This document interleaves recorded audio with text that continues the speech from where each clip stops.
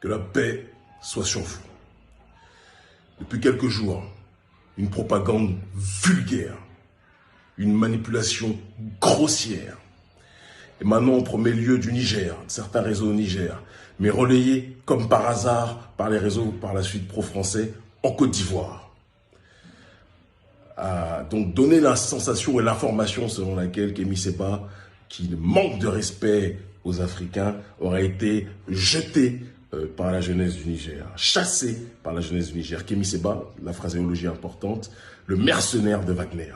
Cette phraséologie, pour ceux qui réfléchissent et qui savent dans quelle guerre politique, géostratégique on est installé, ils comprendront en réalité d'où ça vient. Mais bon, il y a des gens qui peuvent ne pas savoir et donc on va expliquer. Cette propagande part d'images volées sur lesquelles je vais revenir d'ici quelques secondes. On me voit en altercation verbale avec deux Nigériens, d'accord? Et donc ça a servi à certains pour me présenter comme celui qui ne respecte pas les Africains et qui par conséquent est chassé par ces derniers. Et évidemment certains rats, parce que j'ai pas d'autres mots pour les qualifier, des gens qui ne sont pas capables d'avoir le millième de notre courage lorsqu'on risque notre vie à visage découvert, lorsqu'on va au front à visage découvert, lorsqu'on va en prison pour nos idées, pour l'Afrique en tant que telle, lorsqu'on est séparé de nos familles par choix pour l'Afrique en tant que telle. D'accord ? Lorsqu'on est expulsé de différents pays, considérés comme des menaces de troubles à l'ordre public par les valets coloniaux, d'accord ? Ces gens-là n'ont pas le courage de faire ce qu'on fait, mais dès qu'ils voient une brèche dans laquelle ils sont engouffrés pour essayer de nous salir, c'est lâche, c'est raté, ne savent faire que ça, essayer de sauter sur nous, arrangeant quelque part des gens plus hauts qui aiment voir les Noirs se bouffer entre eux. Vous avez bien compris que je ne répondrai pas aux calomniateurs, mais par contre la calomnie, parfois, je ne le ferai pas tout le temps non plus parce que j'ai passé ce stade, je ne peux pas être en train de discuter avec des dirigeants de différents États, de mener une guerre à un niveau aujourd'hui qui dérange les autorités françaises dans toute la sous-région d'Afrique francophone, d'accord ? Et commencer à être dans des batailles, des querelles avec des chevaliers du PMU. J'ai pas le temps pour ça. J'ai pas le temps pour ça, ça m'intéresse pas. Par contre, je vais me servir des calomnies parce que les calomnies peuvent permettre d'édifier la population parfois en sciences politiques, d'accord, pour qu'ils comprennent les différentes manipulations de l'ennemi pour essayer de déstabiliser ceux qui résistent contre lui. Alors, là, je vais avoir une réflexion tripartitionnelle. Première partie, la séquence qui a donné lieu à la propagande. Deuxième partie de la réflexion, les différents réseaux qui ont été utilisés pour cette propagande. Et troisième partie, les architectes de cette propagande. C'est très important que l'on comprenne exactement ce qui est en train de se dérouler. Donc j'aurai une réflexion tripartitionnelle. Essayons d'élever le débat et de ne pas être dans des clashs vulgaires avec des guignols qui n'en ont pas les capacités. Donc je m'adresse au peuple en priorité, à vous que j'aime profondément, d'accord? Ne l'oubliez jamais. La séquence, donc il y a deux petites séquences de quelques secondes volées où on me voit en altercation verbale, sur laquelle je vais revenir tout de suite, avec deux Nigériens. Je vous laisse regarder.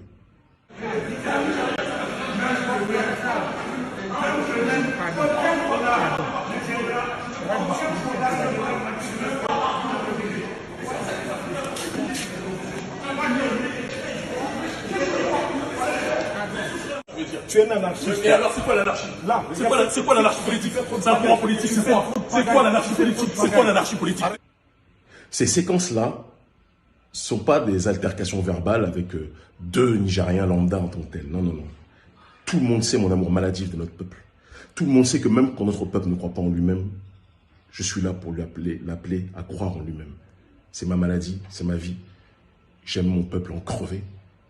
Au sens propre du terme. La meilleure façon de tuer quelqu'un, ce n'est plus de le tuer physiquement, mais c'est de tuer son honneur, de le tuer médiatiquement et de le tuer dans le cœur des gens. Et donc, ces informations qui ont circulé m'ont présenté donc comme le mercenaire de Wagner, hein, qui a été chassé par la jeunesse consciente du Niger. Non, non, non, non, non. Ce ne sont pas des personnes lambda avec lesquelles je suis en altercation. Ce sont des personnes, et vous allez les voir, je vous les montre là, qui sont reconnaissables à leur chapeau rouge comme étant des membres de la section jeunesse du parti au pouvoir, la MJS, Mouvement de la jeunesse socialiste, jeunesse entre guillemets. À moins qu'on soit tous jeunes, parce qu'on a quasiment tous le même âge, mais sont des membres de cette section jeunesse au pouvoir, qui soutiennent donc les positions du président Bazoum, président le plus pro-France-Afrique, excusez-moi, après Alassane Ouattara et Macky Sall. À la limite, ils auraient le droit d'être... Il y a des gens qui veulent l'esclavage, d'autres qui le combattent. Ça a toujours été comme ça depuis qu'on a été confronté à l'oligarchie occidentale et aux autres oligarchies, parce qu'il n'y a pas que les Occidentaux qui nous ont fait du sale, évidemment. Ça a toujours été comme ça et ça continuera toujours à l'être. Ils ont le droit. Sauf qu'ils n'ont pas été simplement des gens qui sont des défenseurs des intérêts français au Niger et qui veulent la France-Afrique au Niger, qui défendent les positions du président Bazoum et de l'ancien président Issoufou. Il faut déjà savoir que ce gars-là en béret rouge est le neveu, ou en tout cas quelqu'un de la famille du président Issoufou, l'ancien président, qui était un des plus grands pions du néocolonialisme français au Niger. Très important. Et c'est aujourd'hui l'un des cadres, avec son camarade, d'accord, du mouvement de la jeunesse socialiste, qui soutiennent le président actuel Bazoum, le troisième président le plus pro-français d'Afrique francophone. Ces personnes-là, en plus d'être donc des pro-français, à la limite, ils font ce qu'ils veulent, ont lancé une campagne d'appel à la violence contre moi lors de mon séjour au Niger. Et je vous montre un petit screen qui illustre leurs propos, où on les voit appeler à chasser le chien enragé de Kémy Séba du Niger. Très intéressant. Donc des gens qui appellent à la violence contre moi. Lorsqu'ils se retrouvent avec moi à l'aéroport, parce qu'on partait apparemment tous du côté de Abidjan, moi j'allais en escale avant d'aller à Cotonou, je ne peux pas sortir d'Abidjan sinon je suis arrêté, mais j'ai le droit de faire des escales. C'est le droit international, on a quand même le droit de faire des escales. D'accord? Et donc on se rencontre, évidemment, tu appelles à la violence contre moi, tu me traites de sale étranger, tu me qualifies de sale étranger, mais évidemment que échange tendu verbal il y aura.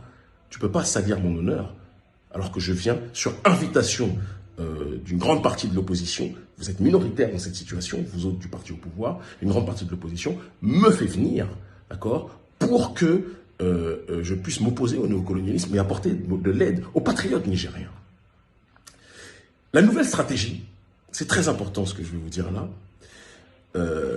du système, on y reviendra tout à l'heure, c'est de faire croire, parce qu'ils ont compris que l'oligarchie française a pris un retard incroyable face à la montée du souverainisme africain.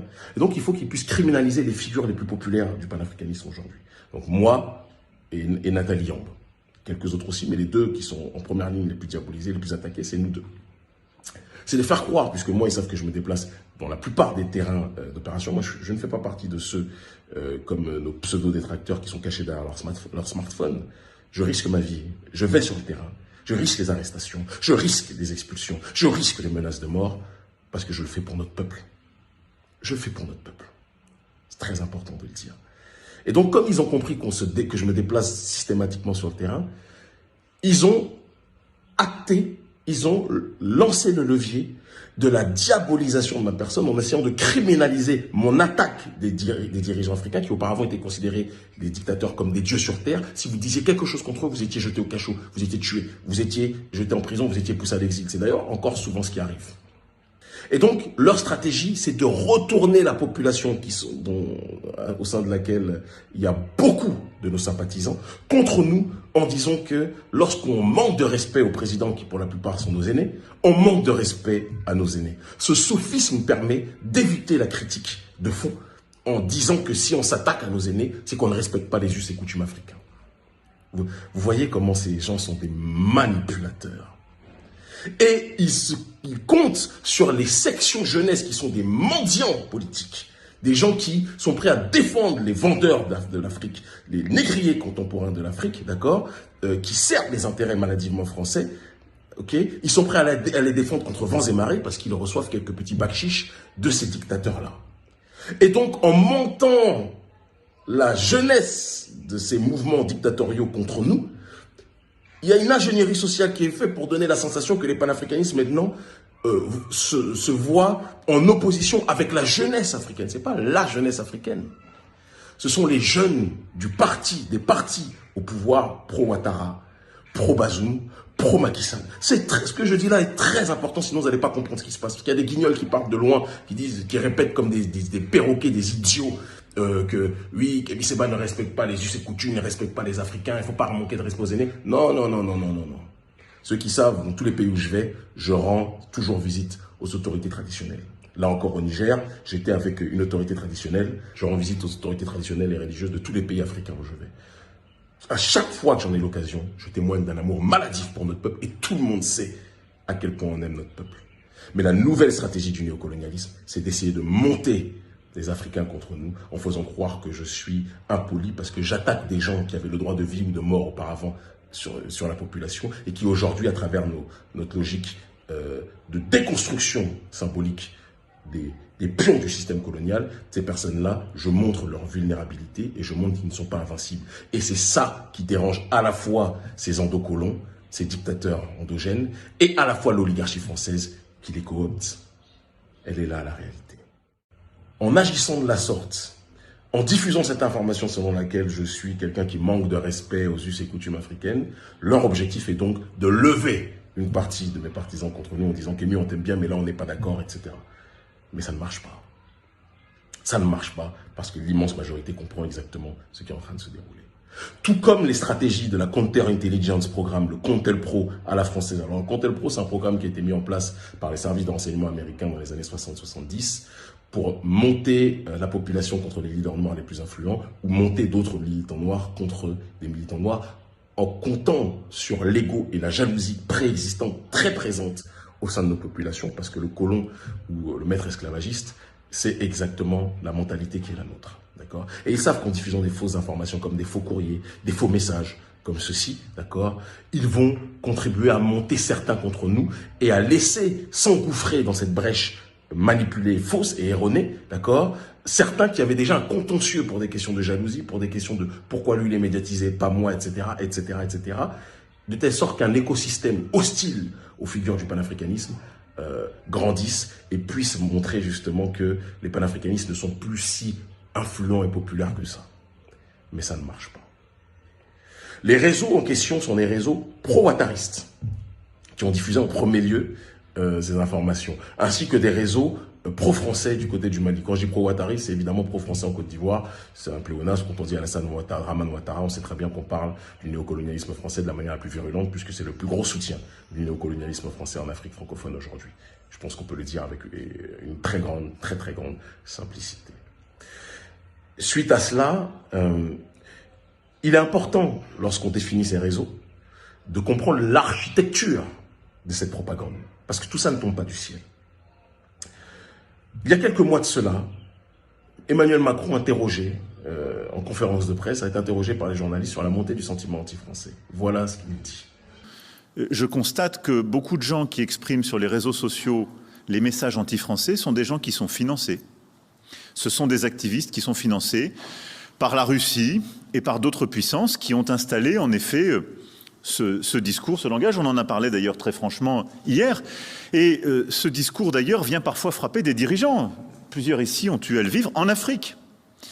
Et donc nous avons besoin aussi de nous armer car l'information, les réseaux sociaux sont devenus des lieux de mobilisation pour parfois pousser les gens à la grande violence, les désinformer et en faire des instruments de guerre ou d'opposition politique. Comme vous l'entendez, Emmanuel Macron appelle de manière diplomatique, mais c'est à ça qu'il appelle, à la riposte. La riposte, elle est venue, notamment du sommet de Montpellier, où ils ont coopté, ils ont fait venir beaucoup de jeunes des partis au pouvoir au sein des pays où la France-Afrique régnait. Donc des sections jeunesse des partis des dictateurs pro-France-Afrique. Très important ce que je dis, parce que sinon vous ne comprendrez pas la genèse de la propagande qui se passe là. À côté de ces jeunes-là, des sections donc jeunes des partis au pouvoir pro-France-Afrique, en Afrique francophone, des jeunes qui sont proches du consulat de France, des centres culturels français, qui ont de très bonnes relations avec les ambassades de France, avec les autorités françaises, ont été aussi conviés.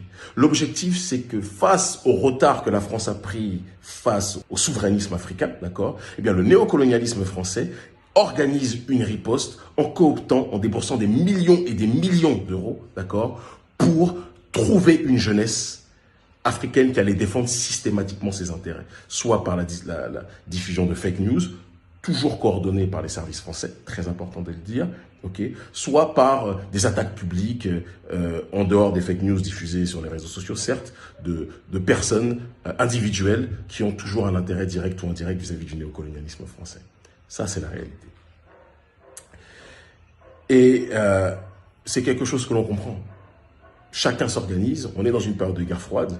Alors ce qui est intéressant à souligner, c'est que durant les périodes des indépendances, quand les pères des indépendances se sont levés, systématiquement quand ils s'opposaient au colonialisme, on est taxé d'être des agents de l'Union soviétique, toujours. Par la suite, parce qu'eux-mêmes étaient dans la logique de l'alliance temporelle, ils se sont alliés, puis à un moment donné, ils se sont éloignés pour être dans la position des non-alignés. Mais ils ont eu, à un moment donné, besoin, tout mouvement de libération en Afrique, dans la période des indépendances, au XXe siècle, en tout cas c'est comme ça que ça s'est déroulé pour ceux qui connaissent un peu l'histoire, ont toujours dû chercher des partenaires, des alliés, puisqu'ils avaient face à eux un régime colonial qui avait des moyens coercitifs disproportionnés. Il fallait géostratégiquement trouver les ennemis de leurs ennemis qui pouvaient ponctuellement ou temporairement être leurs alliés. C'est pas Kémy Séba qui a inventé la science politique. Il ne fait que l'étudier et l'appliquer, ce qui explique qu'on peut avoir comme partenaire Cuba, on peut avoir comme partenaire la Russie, temporairement, d'accord. Mais personne n'est naïf. Jamais, ni la Russie, ni Cuba, ni le Venezuela ou autres ne seront à la place de l'Afrique. Les messies des Africains. Seuls les Africains peuvent, sur le moyen terme et long terme, résoudre leurs problèmes. Mais géostratégiquement, si on a une aide logistique des uns ou des autres, on appelle ça de l'intelligence politique. Et les mêmes qui vous parlent en tant que tels, qui vous diabolisent, qui vous disent oui, ce sont des mercenaires, mais eux-mêmes font du commerce avant la dernière guerre là, qui vient d'éclater. C'est pas eux qui faisaient du commerce avec la Russie. C'est pas eux qui faisaient du commerce avec Poutine. Ok. Mais maintenant, quand les mouvements de libération se rapprochent des autorités russes ou des autorités cubaines, on devient des agents d'influence ces derniers. Parce que pour eux, dès qu'un noir est dans une alliance géostratégique avec des gens autres que les occidentaux, d'accord, forcément, dans leur complexe de supériorité, ces occidentaux, ils disent qu'on est des agents d'influence de ces derniers. Négrophobie systémique, négrophobie politique. Et aux certains idiots parmi les nôtres qui disent que oui, on est des agents d'influence, ils ne font que répéter la propagande de France 24, des médias français qui veulent diaboliser des gens comme moi, Nathalie Yamb ou autres, qui luttent contre le néocolonialisme français. Allez demander en Russie si moi on peut me manipuler ou m'imposer quoi que ce soit. On a notre agenda. Moi, j'ai toujours dit, si on veut nous aider, comme le disait Malcolm, on peut nous aider, mais on ne peut pas nous rejoindre. Vous voulez nous aider financièrement, vous pouvez. Mais c'est nous qui décidons de notre propre ligne et qui faisons ce que nous avons à faire. Parce qu'avant que vous vous intéressiez même à l'Afrique francophone ou que vous retourniez en Afrique de manière générale, on était déjà en train de lutter contre l'oligarchie française. Les vrais le savent. Les vrais le savent. Et donc, la stratégie actuelle du néocolonialisme français, c'est tenter d'ostraciser, de couper le magnétisme qui existe entre la masse et les leaders d'opinion du panafricanisme. C'est ça leur stratégie. Donc, nous attribuer des fausses déclarations, c'est ce qu'ils font. Ils ont une usine à troll en Côte d'Ivoire et au Mali. D'accord. De plus en plus de gens le voient. Ok. Et à côté de cela, si possible, créer aussi des affaires. On l'a vu avec mon frère Ousmane Sonko, avec le frère Ousmane Sonko, des affaires de viol, donc attaquer sur les mœurs. Et on l'a vu avec Guy Marius Sagna. Et ils vont essayer ça avec nous tous. Parce que c'est comme ça leur stratégie. Toujours tout faire. Ils l'ont fait auparavant, l'oligarchie occidentale avec Tupac, accusé de viol, qui a été mis en prison pour ça d'ailleurs, etc., etc. Dès que quelqu'un dérange, il faut qu'on tue son honneur. Il faut qu'on le salisse. Il faut qu'on essaie de le décrédibiliser. D'accord ? De salir son honneur. Et généralement, l'oligarchie occidentale n'attaque jamais frontalement. Elle se sert des noirs, des jalousies qui existent entre nous pour les coups montés, d'accord, pour que l'on puisse donner la sensation que ce sont des problèmes internes aux noirs qui se disputent de manière générale. Et c'est un petit peu dans un autre ordre d'idée, toujours sur ces questions de jalousie, ce qui s'est passé avec Patrice Lumumba et Moïse Tshombe. Moïse Tshombe faisait partie de ceux qui considéraient Patrice Lumumba comme un arrogant, quelqu'un qui ne respectait pas les Congolais, quelqu'un qui ne respectait pas les Africains, un apprenti dictateur, quelqu'un qui était insolent, arrogant, qui croyait qu'il avait le monopole du savoir. Ça me fait penser à un certain Guignol, que je ne citerai même pas. Je vous dis, je le répète, je ne citerai jamais ces gens. Parce que je sais qu'à partir du moment où je les cite, je leur donne une lumière qu'ils rêvent d'avoir, qu'ils n'auront pas avec moi. Je suis à un autre niveau pour débattre avec eux. D'accord? Mais c'est Moïse Tshombe, etc., dont leur hostilité maladive vis-à-vis de Lumumba ont contribué à être les plus grands architectes et les plus grands instruments, plutôt, du meurtre de Patrice Lumumba et du meurtre du panafricanisme du côté du Congo. C'est toujours comme ça qu'on fonctionne. L'oligarchie occidentale ne veut jamais d'une guerre verticale, elle veut une guerre horizontale des Noirs qui se battent entre eux, ou des Africains de manière globale qui se battent entre eux, parce que ce que je dis là est valable pour l'Afrique du Nord. Ils ne veulent pas du peuple d'Afrique du Nord qui se bat contre l'oligarchie occidentale, ils veulent que les gens d'Afrique du Nord se battent les uns contre les autres de manière horizontale. Et ce qui se dit là pour l'Afrique du Nord ou de l'Afrique subsaharienne est valable pour tous les opprimés de la planète de manière générale. Ça, ce sont des faits. C'est pour ça que quand ils ont tué Kadhafi, ils ont fait croire, alors qu'ils voulaient tuer, c'était une guerre de l'oligarchie occidentale contre Kadhafi, mais ils ont fait croire que c'était une guerre horizontale, Kadhafi contre son propre peuple. Vous ne comprenez pas ce qui se passe. Tout le monde sait que j'aime mon peuple en crevé. Tout le monde sait que je respecte maladivement mon peuple. Et tout le monde sait l'influence que j'ai, que je suis. Et d'ailleurs, beaucoup de politiciens locaux nous disent systématiquement que nous sommes plus populaires que beaucoup de politiciens locaux dans leur propre pays. Ça, ce sont les réalités. Donc ne vous laissez pas manipuler par cette nouvelle ingénierie sociale des services français, aidés par des sous-fifres noirs en Côte d'Ivoire, au Niger, au Mali, d'accord, qui mènent une guerre informationnelle contre nous. Ils n'arrivent pour l'instant pas à nous avoir, et qui sont aidés en cela par certains frustrés noirs, qui pour des raisons inavouées, ne supportent pas la luminosité que nous avons, politique, médiatique et autres, l'amour que nous avons émanant des gens. Mais nous, on ne se bat pas pour l'amour des gens, on se bat pour la justice. Notre peuple est pillé. Et il est temps d'arrêter ce pillage. C'est cette France-Afrique qui a tué Sankara. C'est cette France-Afrique qui a tué la plupart de nos dirigeants. C'est terminé. Il faut que cette situation cesse. Et on va s'organiser pour qu'elle puisse cesser. Je vous aime en crever. Réfléchissez. Ne vous laissez pas manipuler. Non. Kémy Séba respecte profondément, maladivement ses aînés. Mais je ne respecte pas un aîné qui participe à vendre ses frères et les ressources de ses frères à l'Occident. Je ne l'accepterai jamais. De la même façon que si, parce que j'ai vu aussi des menteurs qui disent que moi j'ai été un allié de la Chine, ou je ne sais, je n'ai pas le temps avec ces gens, vraiment ils ne sont pas sérieux. Mais je vais parler par contre de la Russie. Le jour où les Russes sont dans une dynamique, et je ne parle pas des informations qui seraient diffusées par France 24, TV5 et tous ces médias menteurs, mais si les Russes se comportent comme des colons vis-à-vis de nous, de la même façon que nous sommes en train de faire déguerpir l'oligarchie française, on l'a fait chasser du Mali, on l'a fait chasser de différents endroits, elle est au Niger, elle partira tôt ou tard, on s'occupera des Russes aussi. Que ce soit clair. L'Afrique libre ou la mort, nous vaincrons. Ils finiront par comprendre que je vous aime en crever.